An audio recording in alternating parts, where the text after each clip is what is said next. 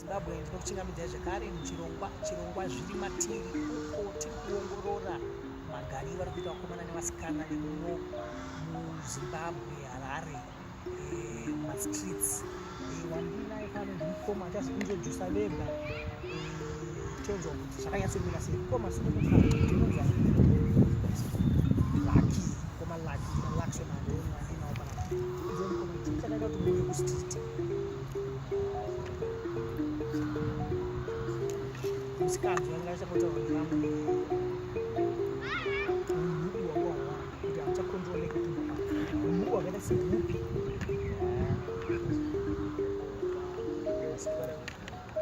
baneimwe musikanzi wainokweri nevana vadiki wai makazodecide kuuya mustreet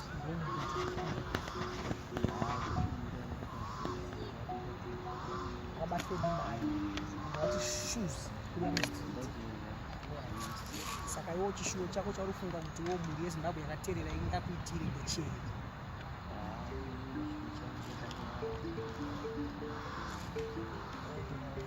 Kokudzokera kumba achatoita ndakunodzokera. Saka unombotaura navabereki vavo kana kuti hakuchitombutaura nababa otaura navo vanoti chii?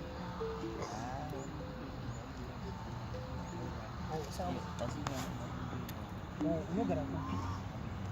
Pamarondera sei wakadecida kuva muno maHarare vadi vangogara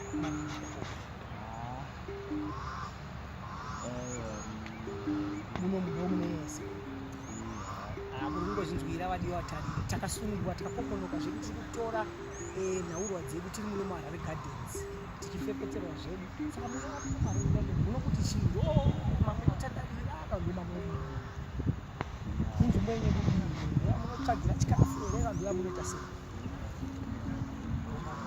muchifepeterwa nini aiwa zviri. Saka ndikuti nini takada tokudzosera kumba nhasi munozvibvunza kana muda muchida mugara kana nhasi. Saka zvii zvinhu zvakutambudza munosangana nawo mustreet?